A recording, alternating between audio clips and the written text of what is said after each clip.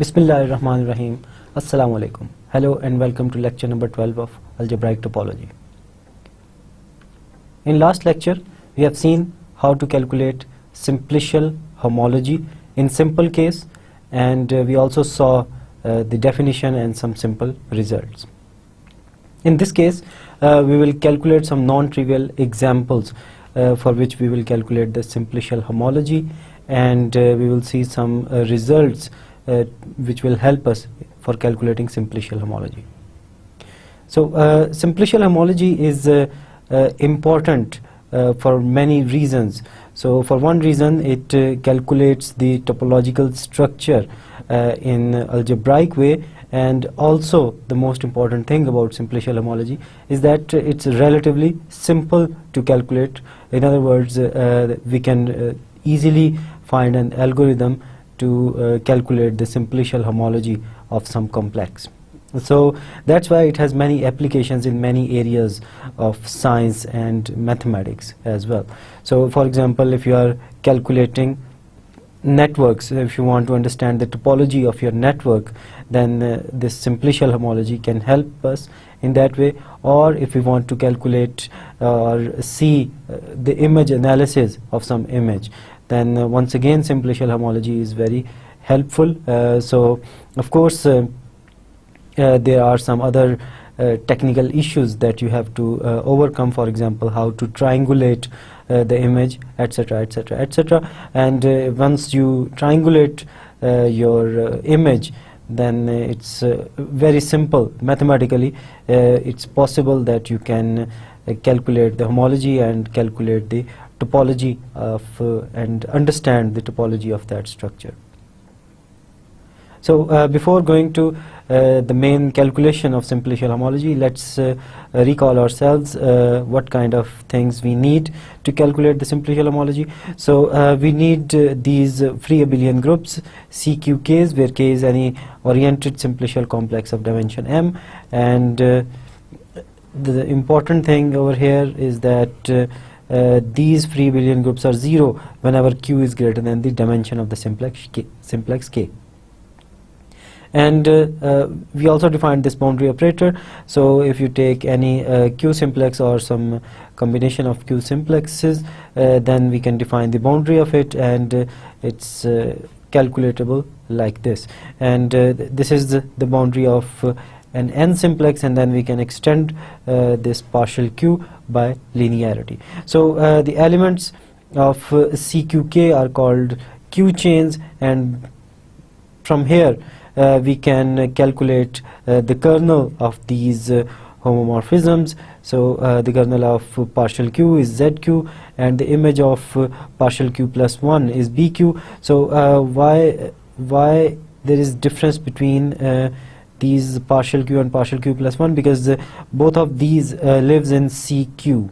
Okay, so the boundary of CQ plus 1K belongs to CQK. So that's why BQK, which lives inside CQK, is image of partial Q plus 1, and ZQK, which is the kernel of this partial Q, lives in CQK.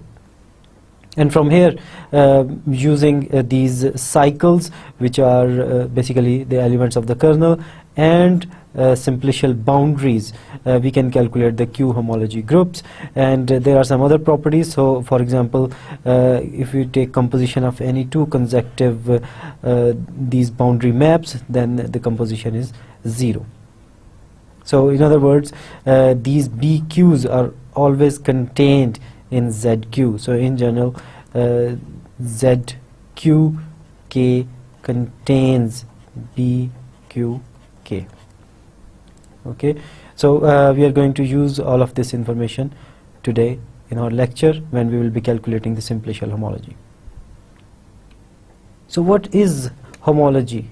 So for example, when we calculated the fundamental group, then we saw that it's basically classes of loops, homotopy classes of loops at a point, and that helped us in basically distinguishing between two spaces. So for example, using that we can distinguish between a torus and a sphere. Okay, so fundamental group is very good in low dimensional spaces, and for high dimensional spaces we have these homology groups. So in fact we have homotopy, higher homotopy groups, but then they are complicated, and as a good equivalent to that, now we calculate these homological groups.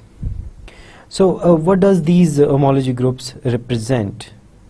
So for example, in last lecture we calculated the homology of this simplicial complex. So this simplicial complex is composed of these three sides of the rectangle, and it's a hollow rectangle, so basically it's somehow these lines plus these vertices. Okay, so we calculated the homology of the simplicial complex, and the answer, if you remember, was h1 of k is isomorphic to z. Now basically the rank or the generators of this free abelian group is just 1. So there is one cycle. So also if you look at the definition of HQK, so when you are taking quotient, then in other words you are saying that this thing in the quotient, so for example in this case it's BQK, so we are regarding this thing as 0 in our new structure. So what is our new structure? HQK. So in HQK we are regarding this BQK as 0. So in other words, when I'm calculating this quotient, then basically I'm looking for elements of ZQK which are not elements of BQK. Of course, if you want to speak it precisely, then it means something else, but it can mean that elements of ZQK which are not elements of BQK. Okay, so and elements of ZQK are called cycles, and the elements of BQK are called boundaries. So in other words, we are looking for cycles which are not boundaries.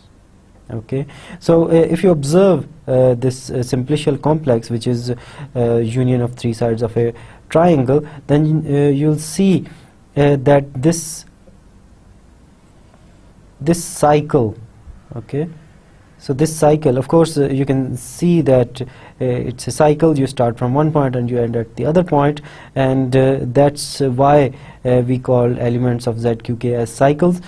So this cycle is not boundary of any element. Of course, if we had included the inside of the rectangle, and we considered this as two simplex, then these three sides are basically then boundary, but then we haven't included the interior of the rectangle, so these three sides of the rectangle is not boundary of any object of K. So it is not a boundary, but it is a cycle. So there is one element which is a cycle but not the boundary. Okay, so that's why h1 of k is isomorphic to z. Okay, so in other words, you can see that we have found a whole. We have found that these three sides of the rectangle forms a whole. Okay, so forms this interior of the rectangle, which is a one-dimensional whole. Okay, so one-dimensional whole means the whole formed by the one-dimensional objects.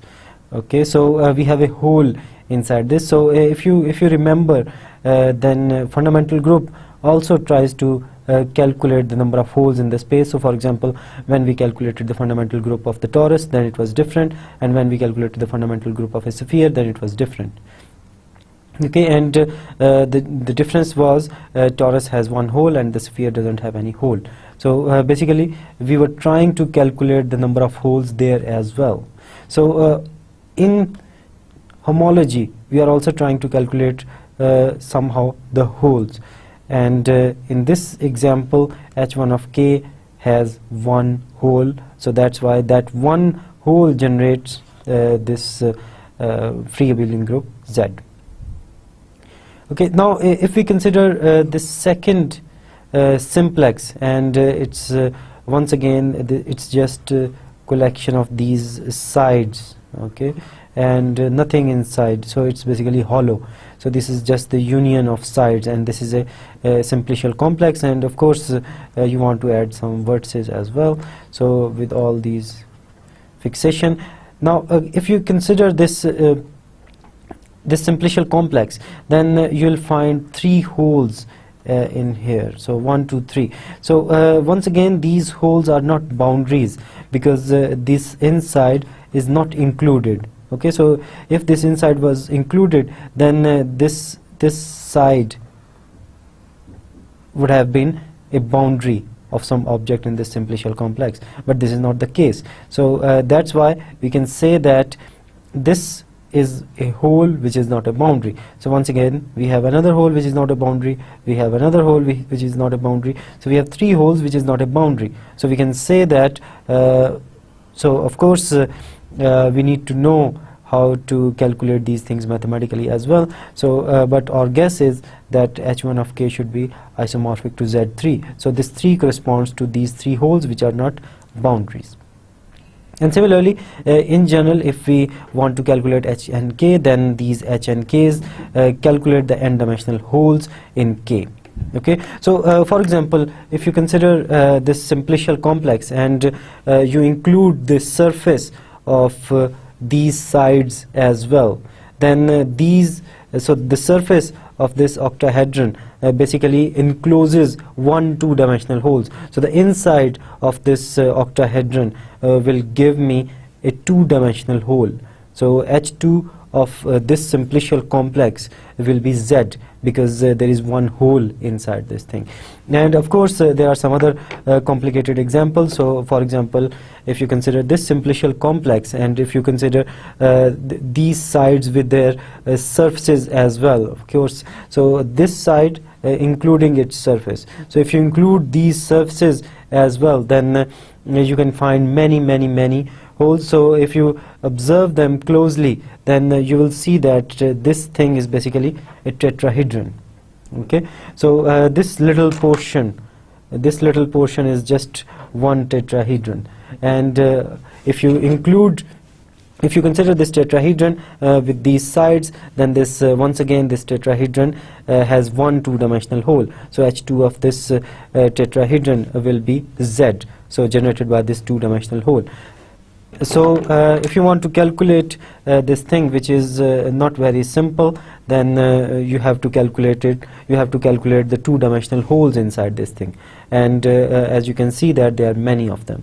So so simplicial homology, so that's a rough idea of simplicial homology, and of course we will be proving our assertions or observations or intuitive statements rigorously in the later discussion. Okay, so in general, so what is this discussion have to do with the real issues of mathematics? So of course you can say that in mathematics we don't come across with these kind of things. We come across with manifolds, we come across with topological spaces, and we come across with other real life spaces.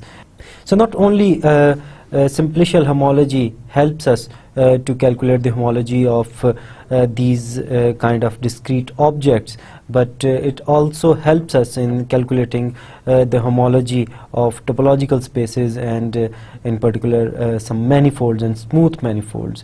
So how we can calculate that? We have to triangulate the space, and then using that triangulation we can easily calculate the simplicial homology of that manifold or topological space.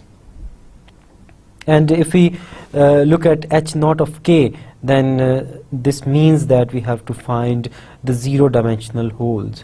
Okay, so what does these 0-dimensional holes means? It means that we are trying to see if the space is path connected, or this simplicial complex k is path connected or not. So basically we are trying to calculate the number of path connected components of k. So for example, if we have a simplicial complex, let's say this, and with some other part this, so we can see that this simplicial complex is not path connected. So there are two paths. So roughly speaking, we can say that H naught of K will be isomorphic to Z2 because there are two path connected components.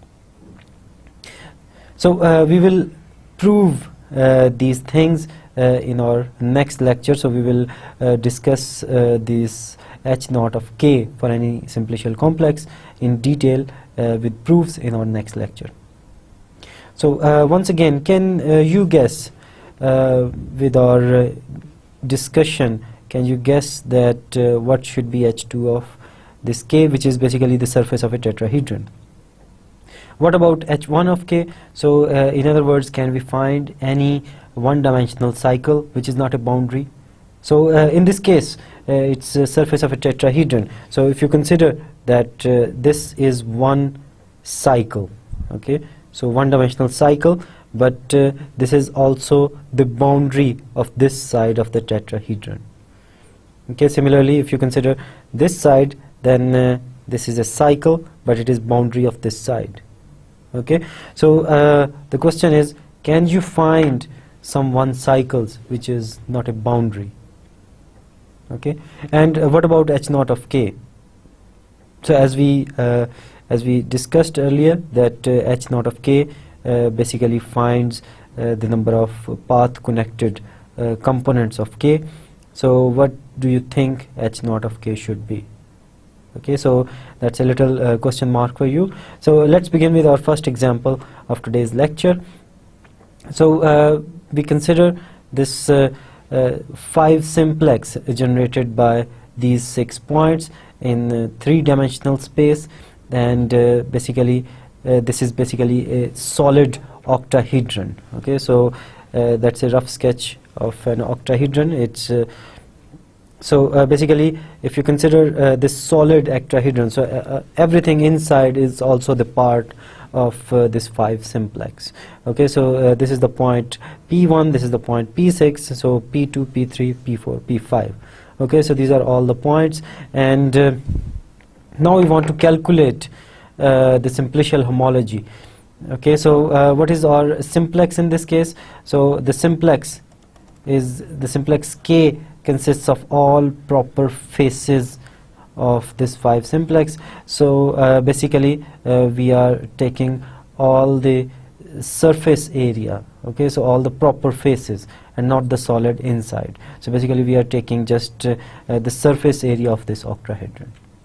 Okay, now what do we want to calculate? So as I said earlier, that we have taken just the proper faces. In other words, there will be no C3 of K in this case. So C3 of K and above these free abelian groups will be 0, and we will start having our free abelian groups from C2 of K. So 2-dimensional faces, of course, there will be 2-dimensional faces of this octahedron, and there will be 1-dimensional sides and 0-dimensional points, and we need to calculate the objects of this chain complex. So we need to calculate what is C2 of K, what is C1 of K, what is C0 of K, and we need to calculate what is Z2 B2, what is Z1 B1, what is Z0 B0, and of course we will take the quotient and to calculate H2, H1 and H0.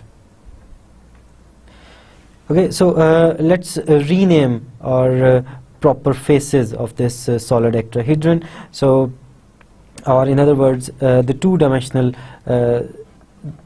simplices of this simplicial complex. So we name this P1, P2, P3 as sigma 1, and P1, P3, P4, sigma 2, P1, P4, P5 as sigma 3, up to so on. So it's just a method of naming them.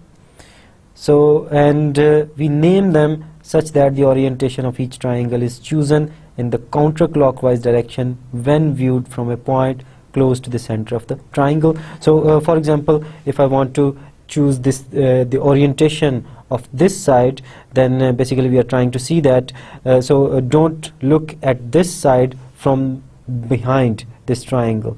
Okay, so choose the orientation of this triangle from this side by when viewed from a point close to the center of the triangle. Okay, so if this is the triangle, I want to choose the orientation of this triangle, so view it from the point which is close to the center of this triangle. Okay, so that's how we choose the orientation of these two simplices. Next, so given these two simplices, so what is C2 of k? So from the definition of C2 of k, we know that this is the free abelian group generated by all the two simplices of this simplicial complex. So C2 of k will be equal to m1 sigma 1 m2 sigma 2 up to m8 sigma 8, where all the mi's are basically integers. So next we have one faces of the simplex, and we name them row 1 equal to p1 p2, row 2 p1 p3, up to so on. So once again it's just a matter of notation. And C1 of k, which is the free abelian group generated by all the one simplices of the simplicial complex, it's just a free abelian group of rank 12. Okay, so generated by these 12 elements. And similarly we can calculate C0 of k. So of course 0 dimensional simplices, or the simplices generated by 1 points. So let's call f1 equal to the simplex generated by p1, and f2 be p2, up to so on. And with this notation, C0 of k is basically this free abelian group generated by f1 up to f6. Now we have defined what is C2 of k, what is C1 of k, what is C0 of k. Now what do we want to calculate? So let's start from partial 2, so this boundary map, and we want to calculate what is Z2, and we want to calculate what is B2 of k. Okay, so when we calculate them, then we can calculate the homology using this definition. Okay, so let's calculate what is partial 2 of any sigma 1. Of course it's basically homomorphism. So once we know the images of the generators of C2 of k, then we can calculate the image for any element of C2 of k. So first we calculate partial 2 of generators of C2 of k. So what are the generators? So the generators are these 8 elements, which are the 8 basically triangle faces of this octahedron. So what is the boundary of sigma 1?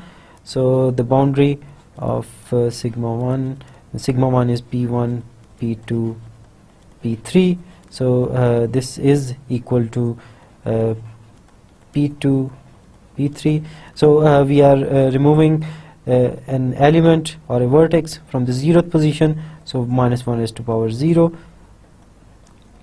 plus minus 1 is to power. So now we are going to remove a vertex which is at position 1. So p1 p3 and minus 1 is to power 1 plus minus 1 is to power. Now we are removing a vertex at the 2nd position. So p1 p2. So this basically becomes p2 p3 minus p1 p3 plus p1 p2. So now this p1 p3 is equal to row 5 minus p1 p3 is basically equal to row 2 plus p1 p2 is basically equal to row 1. And similarly we can calculate the boundary of any generator. So let's calculate for another generator or for another 2 simplex. So p1 p3 p4. Okay, so using the same procedure, basically this is equal to p3 p4 minus p1 p4 plus p1 p3. So what is p3 p4? So we have seen that p3 p4 is equal to row 6. What is p1 p4? So we have seen that this is row 3 and plus row 1 row 3. So p1 p3 is basically row 2. And similarly we can calculate the boundaries of other generators of this free abelian group C2. So in general we have we can calculate all these images. Now let's calculate partial 2 or the image of this of any element of C2 of K. Okay, so let's take C2 to be a general element of C2 of K, and of course a general element is basically a combination, an integer combination of this sigma 1, sigma 2 up to sigma 8, because there are only 8 generators. So since this is a homomorphism, so we can write it down as n1 sigma 2 of partial 2 of sigma 1, n2 partial 2 of sigma 2 up to n8 partial 2 of sigma 8, because this partial 2 is homomorphism. Okay, so we can distribute it like this. Now we have calculated these elements, so partial 2 of sigma 1, partial 2 of sigma 2, partial 2 of sigma 3 up to partial 2 of sigma 8. So just replace the values of partial 2 of sigma 1 over here, and then combining, so combining such that just combine the coefficients of row 1, row 2, row 3, and we will get something like this. Okay, so now this partial 2 of C2 will be 0 if and only if all the coefficients are 0. Okay, so coefficients are 0 implies, so the first coefficient n1 minus n4 equal to 0 implies n1 is equal to n4. Similarly, n2 minus n1 equal to 0 implies n1 is equal to n2, and similarly this implies n2 is equal to n3, n3 is equal to n4, n1 is equal to n5, n2 is equal to n6, n3 is equal to n7, up to so on, n8 is equal to n7. In other words, at the end you will see that all the n's should be equal if we want partial 2 of C2 to be equal to 0. In other words, if we want this C2 to be a cycle or an element of Z2 of K. So we have now calculated a description which will describe the elements of Z2 of K. So it says that an element C2 of K is basically an element of Z2 of K if all the coefficients in this linear combination, so if you consider this linear combination and all the coefficients are equal, then that's an element of Z2 of K. In other words, we can say that if all the coefficients are equal, and let's say it's equal to n1, then this C2 becomes so sigma 1 plus sigma 2 plus up to so on plus sigma 8. In other words, we can say that this is equal to n alpha, where alpha is equal to sigma 1 plus sigma 2 plus sigma 3 up to sigma 8. So we are defining our alpha like this. So every element of Z2 of K is basically multiple, integer multiple of this element. Okay, so now let's see what is H2 of K, which is equal to Z2 of K quotient with B2 of K, which is equal to Z2 of K. So what about B2 of K? So we have seen that C2 of K has an operator partial 3 coming in and going out this partial 2, it goes to C1 of K, and this is coming from 0 because there is no three-dimensional simplicial complex in this simplicial complex. Okay, so there is no three-dimensional part, so that's why partial 3, which is a homomorphism of 0, will be 0. So this implies B2 of K is 0. So if it is 0, then basically H2 of K is equal to is isomorphic to Z2, and in this case we can see that this Z2 of K is basically generated by only one element, which is alpha. So basically it's a free abelian group of rank 1, or we can say that Z2 of K is isomorphic to Z. So that's how we calculate H2 of K. Next we are going to calculate H1 of K. For that we need Z1 of K and B1 of K. Let's see how to calculate Z1 of K. So basically Z1 of K is the kernel of this map from C1 of K to C0 of K. Okay, so in other words, we want to calculate elements of C1 of K whose image is 0 under the map of partial 1. Okay, so take any element of C1 of K, and C1 of K has generators row 1, row 2, row 3 up to row 12. So any element of C1 of K will be of the form mi row I, where I is equal to 1 to 12, or we can write it down in expanded form as, so m1 row 1 plus m2 row 2 up to so on plus mn row n. Okay, so once again this row 1 is a homomorphism, so we can write it down as, so we can take out this m1 common, so it can be written as m1 partial 1 of row 1 plus m2 partial 1 of row 2 up to so on. So we have basically this expression. Okay, now what is boundary of row 1?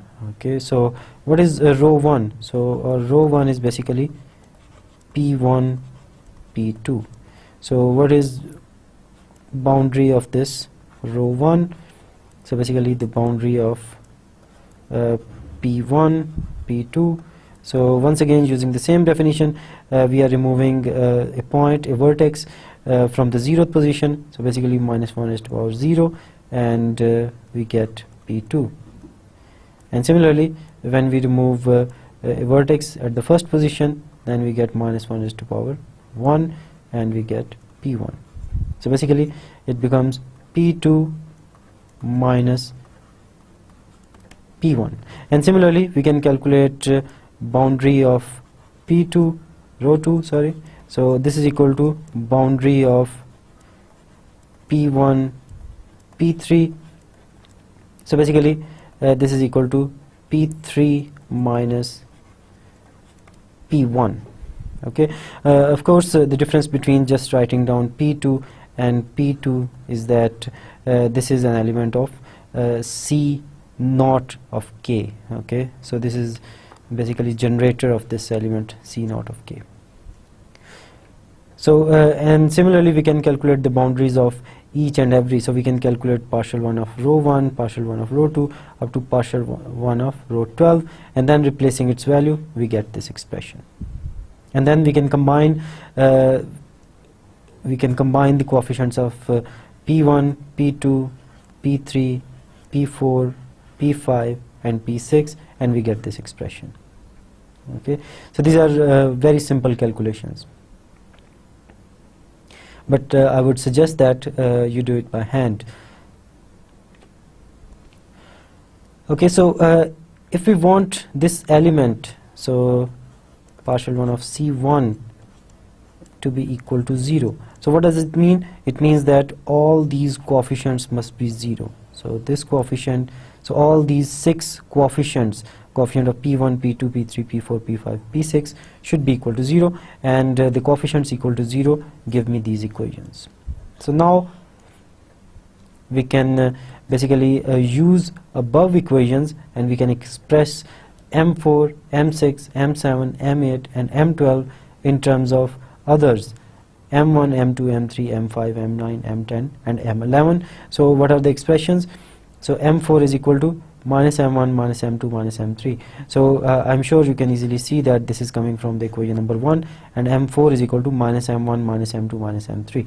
And similarly this M6, so basically this is coming from this equation. So M6 is equal to, so M6 is equal to M2 plus M5 minus M10, so basically from the third equation. And similarly we can look at the other equations, and we can use them to express M4, M6, M7, M8 and M12 in terms of 1, 2, 3, 5, 9, 10 and 11. Okay, so given this, so in other words, starting from this general element C1, which is basically M1 row 1 up to M12 row 12, so now we can express some coefficients which are M4, M6, M7, M8 and M12 in terms of the others. Okay, so what is our expression then? Okay, so when we express M4, 6, 7, 8, 12. Okay, so M4, 6, 7, 8 and 12. So basically we replace M4 with this expression. So as you can see that M4 from this equation is equal to minus M1 minus M2 minus M3. So we replace this M4 with this minus 1 M1 minus M2 minus M3, and similarly M5 is not replaced, M6 is replaced. So M6 is replaced once again, we can see, with M2 minus M10 plus M5. So we replace this M6 with this, and similarly replace M7, M8 and M12, and we get this expression. Okay, so now once again combining the coefficients of M1, M2, M3, M5, M9, M10 and M11, and in this case you can see that there is no M4, M6, M7, M8 and M12, because we have already replaced them with their values, which are in terms of M1, M2, M3, M5, M9, M10 and M11. Okay, so every element C1 of C1 of K such that partial 1 of C1 is equal to 0. If this holds, then C1 can be written in this form. So that is our final observation. So in other words, we can see that this C1 is equal to M1 Z1 plus M2 Z2 plus M3 Z3 up to M11 is Z11, and where what is Z1, Z2, Z3, Z5, Z9, Z10, Z11. So these are the MI. So in other words, I just call this element to be Z1, which is of course an element of C1 of K, and similarly I call this element to be Z2, which is once again an element of C1 of K. So this Z1 of K is basically generated by this 1, 2, 3, 4, 5, 6, 7 elements of C1 of K. Okay, so from this description, okay, so we can also see that it's a free abelian group of rank 7. Okay, now what about B1 of K? So one thing we already know, that this B1 of K is contained in Z1 of K. Okay, so we have already observed this thing. Now we are going to show that every element of Z1 of K is contained in B1 of K. So the opposite side. Okay, so to show, okay, so what do we want to show? So we want to show that Z1 of K is contained in B1 of K. So if we can show that, then of course in this case B1 of K will be equal to Z1 of K, and that will give us a description of H1 of K. Let's see how this is possible. So the element Z1, which is row 1 minus row 4 minus row 8, so okay, so the elements which we just defined over here, then this Z1 is basically boundary of this two face of our simplicial complex. So basically it's boundary of sigma 4. Similarly Z2 is boundary of this two face, or an element of C2 of K. Okay, so if Z2 is image, okay, so let's see what's happening over here. So C2 of K, we have a map partial 2 going to C1 of K. Okay, so what are the elements of B1 of K? So B1 of K is basically the image of this partial 2, or in other words we can say that these are the elements partial to C2 of K. So take the elements of C2 of K and find its image under partial 2, and the set of all those elements is basically B1 of K. Or once in another description we can say that B1 of K is basically set of all elements of C1 of K which are images of elements of C2 of K under partial 2. Okay, so this Z1 is basically image of this sigma 4. So sigma 4 is basically an element of C2 of K because it's a two face, and this Z2 is an element of sigma 2 plus sigma 3, which is once again an element of C2 of K. And similarly Z3, Z5, so Z5 is basically image of sigma 1 plus sigma 2 plus sigma 3 plus sigma 4, so this is another element of C2 of K. Similarly Z9 and Z10 and Z11, and these are all the generators of Z1 of K. So each and every generator of Z1 of K is basically image of some element of partial 2, In other words, each and every generator of Z1 of k is basically an element of B1 of k, which is the collection of all images under partial 2 of the elements of C2. And so we can say that Z1 of k is equal to B1 of k. Okay, so if Z1 of k is equal to B1 of k, then there is only one trivial element in H1 of k, because this will give me just the identity element. Okay, so the additive identity element is 0, so H1 of k is equal to 0. So now we have calculated H1 of k. Now we want to calculate H0 of k, which is obviously equal to Z0 of k quotient with B0 of k. Let's start by calculating what is B0 of k. So in other words, I want to calculate the image under partial 1 of the elements of C1 of k. Okay, so the elements of C0 of k, which are images of the elements of C1 of k. Okay, so consider this element, general element C1 of C1 of k, and this is the image, and we have already gone through this calculation. Okay, so this is the same result as we just calculated above, and this is the image of a general element of C1 of k under partial 1. Now observe that the sum of the coefficients, okay, so so this is minus m1, this is m1, m2, and we can find m2 over here. So this is with the negative sign. Okay, similarly m3 and m3. Okay, so this, once again, this m3 is with this negative sign. Similarly, this minus m4 and this m4, and going on, we can find this minus m5, m5, m8, and this minus m8, minus m9, and this, okay, this m9.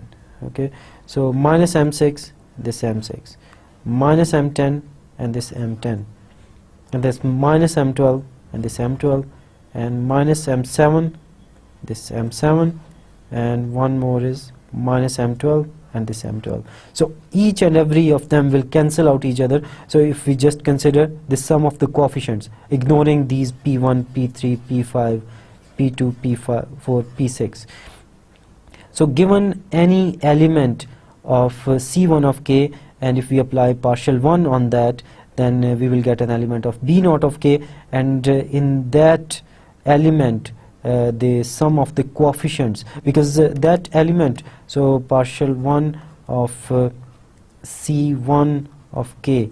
Okay, so if there is an element of partial 1 of C1 of k, then basically it is equal to B0 of k.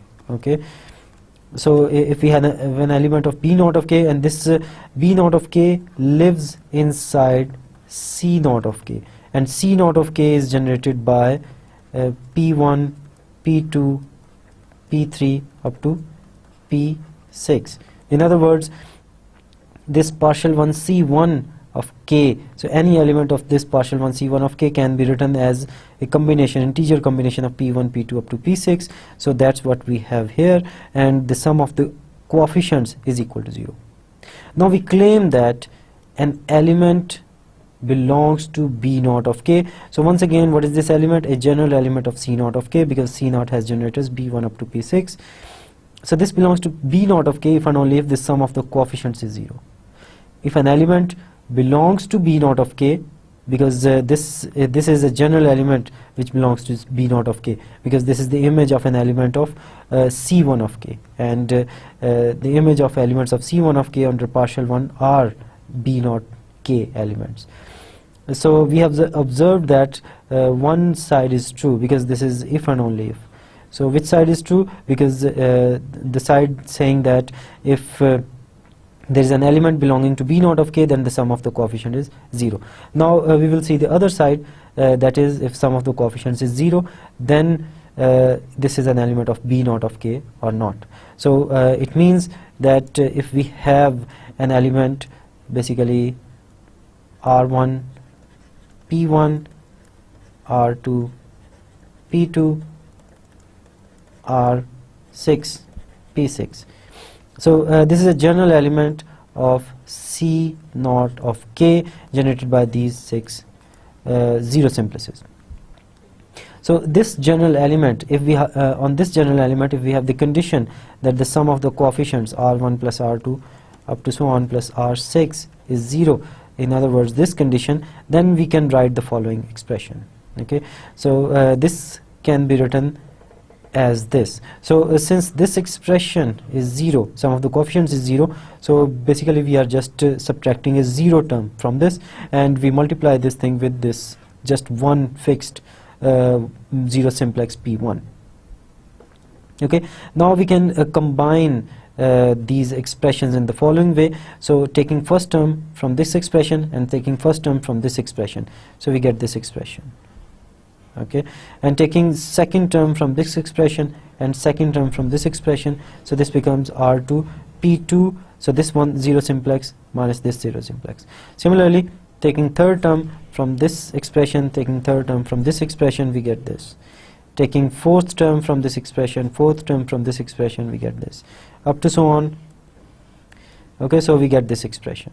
Now what is P1 minus P1? Of course this is 0, and we can write it down as partial 1 of 0 R1 plus R1 into partial 1 of 0, because 0 is basically image of partial 1, because partial 1 is homomorphism, so it will take zeros to 0, so we can write down 0 as partial 1 of 0 as well, plus R2.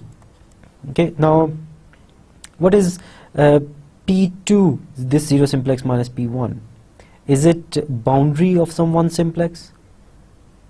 Of course this is boundary of some simplex, one simplex. So what is that one simplex? So basically this is equal to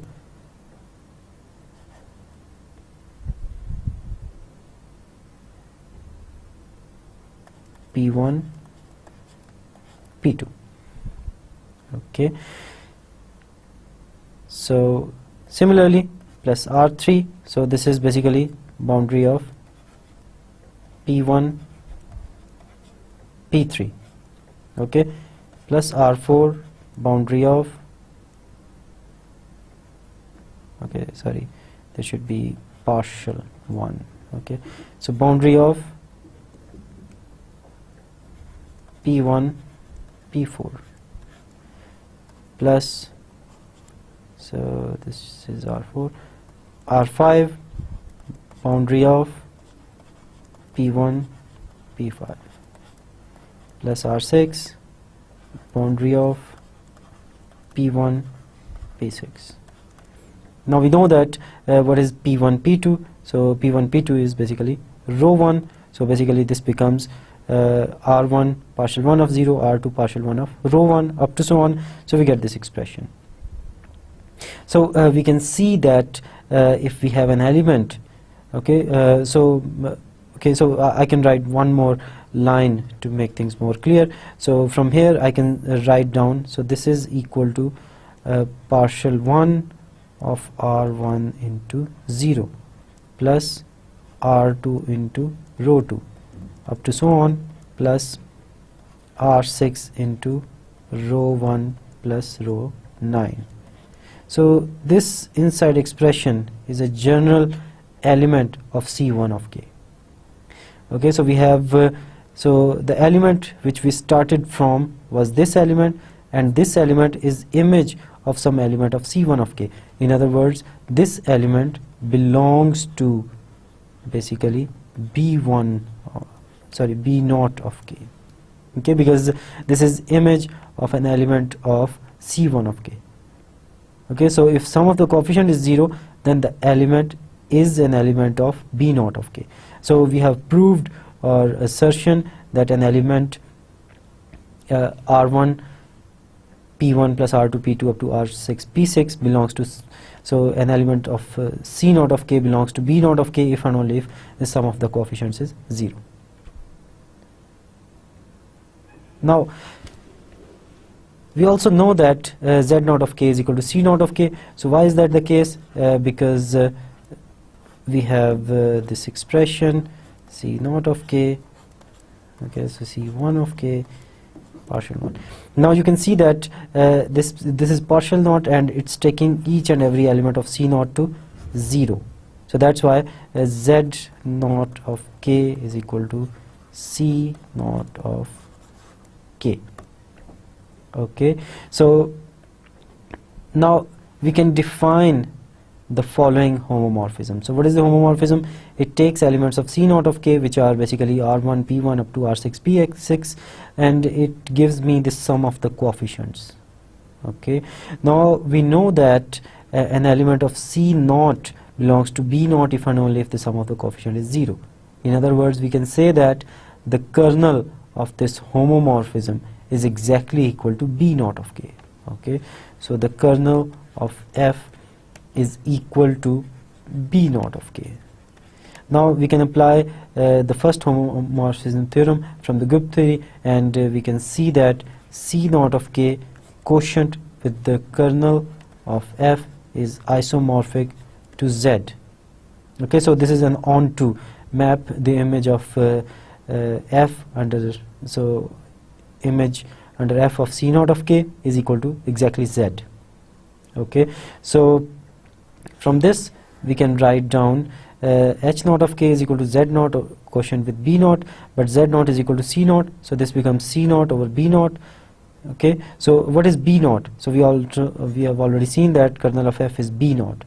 Okay, so in this case we can see that H naught of K is isomorphic to Z. So that's how we calculate H2, H1 and H naught in this non-trivial case. So basically we have seen some non-trivial tricks as well for calculating the simplicial homology of this simplicial complex. Now let's consider another example, how to calculate simplicial homology in this case. So in this case we have considered basically a regular hexagon in plane, and whose vertices are basically listed in cyclic order, and K is the simplicial complex consisting of the triangles P1, P2, P3, P3, P4, P5, P5, P6, P1. Okay, so basically this triangle, so P1, P2, P3, so this triangle, and then P3, P4, P5, so basically this triangle, and then we have P5, P6, P1, so basically this triangle consisting of P5, P6, P1. And we consider these triangles with all the edges and vertices of these triangles. Okay, so now we want to calculate the homology of this simplicial complex.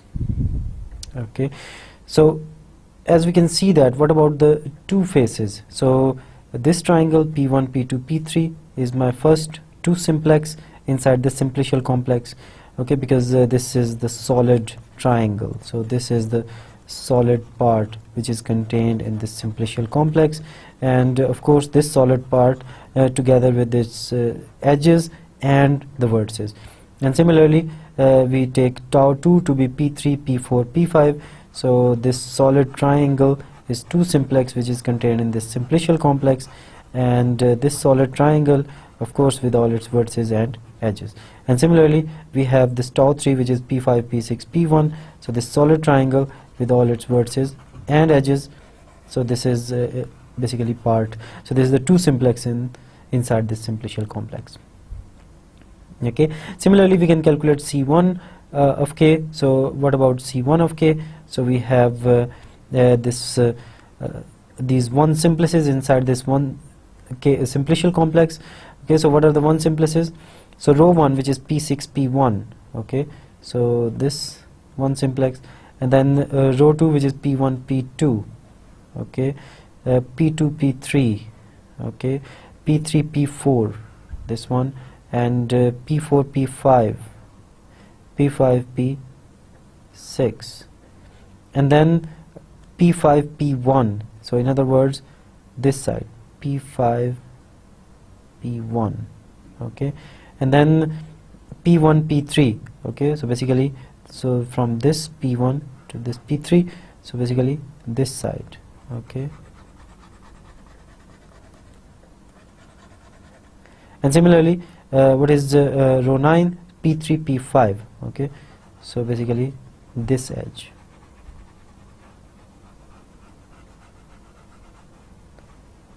Okay, so that's set of all 1 simplices, and the C1 is basically a free abelian group generated by all these sides. What about C0 of K? So basically this is generated by all 0 simplices. In other words, how many points are there? So 1, 2, 3, 4, 5, 6. So 6 points. So basically it's a free abelian group of rank 6, and all the elements are of the form R1 P1 plus R2 P2 up to R6 P6, because there are only basically 6 0 simplices in this simplicial complex. So now we have calculated C2, C1 and C0, and let's calculate the homology of this chain complex. So we have calculated what is C2, C1 and C0. Now we want to calculate Z2, B2, Z1, B1, Z0, B0. So let's see how to calculate these objects. So B2 of K is 0, and why it is that the case? So because C3 of K is 0, and in general CQ of K is 0, where Q is greater than or equal to 3, because it's a simplicial complex of dimension 2. So we have C2 of K, and we have a map partial 3 coming from 0, and so partial 3 is a homomorphism, so the image of 0 is 0, so the image of this object inside C2 is basically B2 of K, and that's why B2 of K is 0. So what about Z2? So basically it is the kernel of this map partial 2, and now we want to calculate Z2. So take a general element of C2 and then try to find the condition on that element under which that element will go to 0 inside C1 of K. Okay, so what is the general element of C2 of K? So the general element of C2 of K is basically M1 tau 1, M2 tau 2, M3 tau 3. So what are tau 1, tau 2, tau 3? These are the 2 simplices inside the simplicial complex. So tau 1 is basically equal to, okay, so we already know what is tau 1. So tau 1 is equal to P1, P2, P3. Okay, now we can calculate the boundary under this map partial 2. So what is the boundary? So partial 2 of tau 1 is basically equal to, so P2, P3 minus P1, P3 plus P1, P2. So what is P2, P3? So P2, P3 is rho 3 minus what is P1, P2. So sorry, what is P1, P3? So P1, P3 is basically rho 8, and what is P1, P2? So P1, P2 is rho 2. Okay, so similarly we can calculate the image of other 2 simplices under this boundary operator, and we get these expressions. Okay, now if I want to calculate the image of a general element C2 from this C2 of K, and it has the form M1 tau 1, M2 tau 2, M3 tau 3, then this becomes, so M1 partial 2 of tau 1 plus M2 partial 2 of tau 2 plus M3 partial 3 of tau 3. Okay, so replacing these values with these images, and we get this following expression.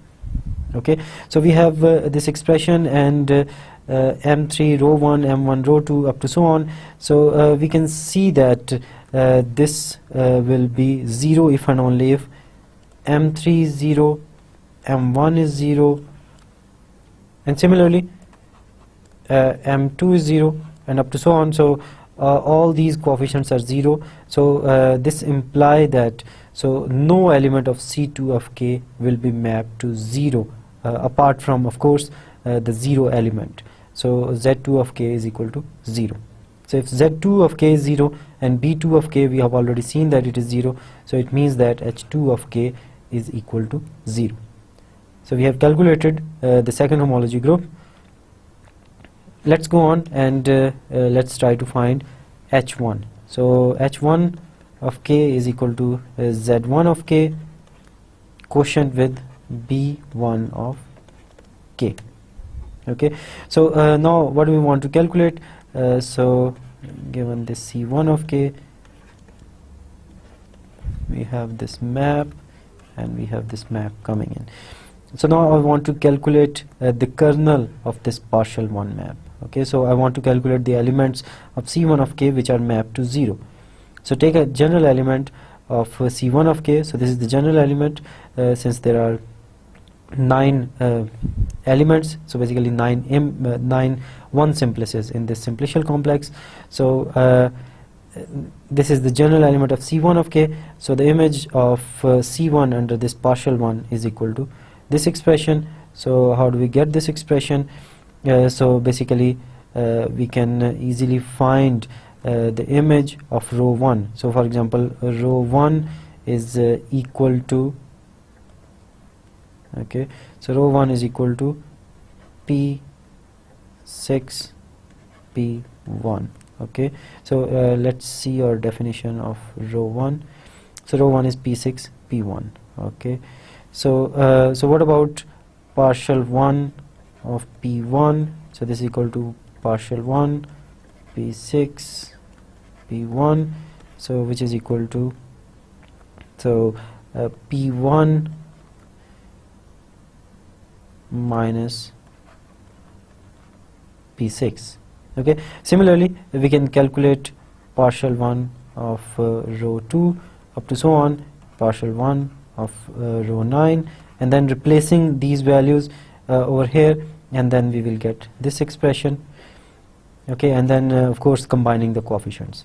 Now we want to find a condition under which this element is 0, because this is the image of a general element of C1, and we want to see under what condition this element goes to 0. So assuming that this element is 0, then all the coefficients, so all these coefficients of P1, this coefficient of P2, this coefficient of P3, this coefficient of P6, this coefficient of P5, this coefficient of P4, so all these coefficients must be equal to 0, and this gives us the following condition.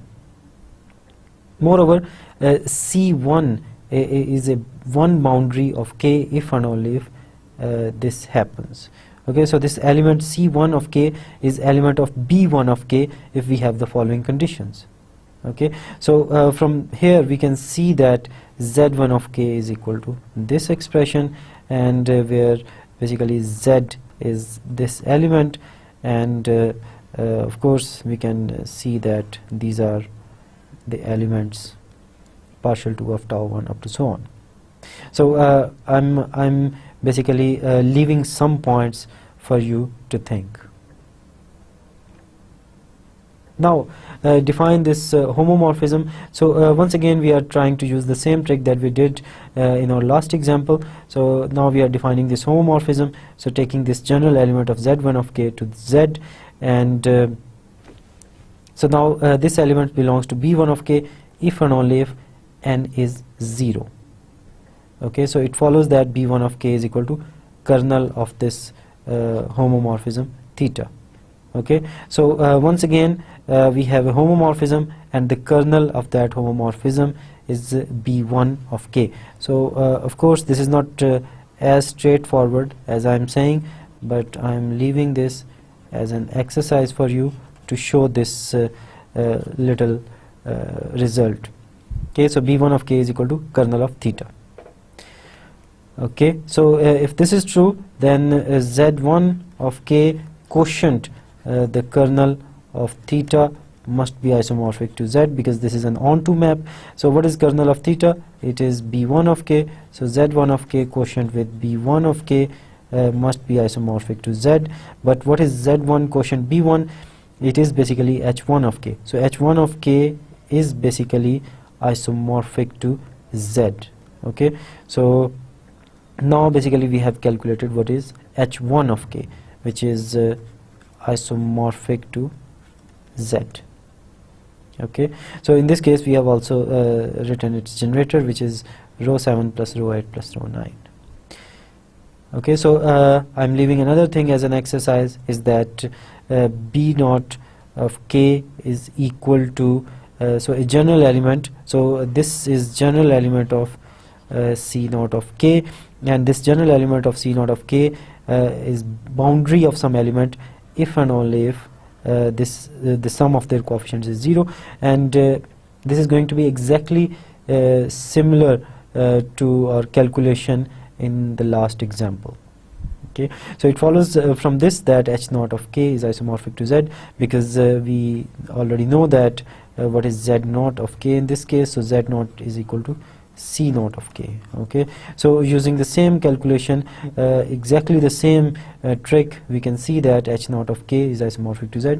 So the same trick as we used in the end of our last example. So indeed, this result is a consequence of the fact that the polyhedron K of a simplicial complex K is connected. So as I said earlier, that h naught of K basically calculates if your simplicial complex is path connected or not. So if it is path connected, then h1 of z is equal to basically the number of path connected components. So our next result helps us calculating the simplicial homology in many cases. So the result says that if we have a simplicial complex and we have a condition on that simplicial complex. So what's the condition? That there exists this vertex W of K with the following property, that if V naught up to Vk spans a Q simplex of K, then so do this. Okay, so if we add a W into this, then it will not affect this thing. So then h naught of K is isomorphic to Z, and hq of K is 0 for all Q greater than 0. Okay, so as a particular case of this proposition, we can see that if we have a simplex of let's say dimension Q, then the hypothesis of the above proposition is satisfied by this delta, by this simplex. Okay, so the condition is that there exists a special vertex W such that whenever we have a simplex, and by adding that W in that simplex, so by adding this extra point, we have the same simplex. Okay, so this simplex satisfies this condition. So we have the following result, that h naught of delta is Z, and these higher homotopic groups are 0. So the proof of this proposition will be done in our next lecture, and in particular we will be interested in h naught of K and connectedness. So as I said earlier, that we will try to see what is h naught of K and how it calculates the number of path connected components. This is the end of the lecture. Thank you very much, and Allah Hafiz.